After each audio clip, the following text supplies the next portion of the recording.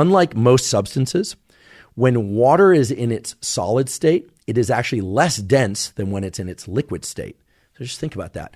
Most substances, like most metals, for instance, when they are in a solid state, they're more dense than when they're in a liquid state. So for instance, if they're in a solid state, they will sink in a container filled with their liquid form, not water.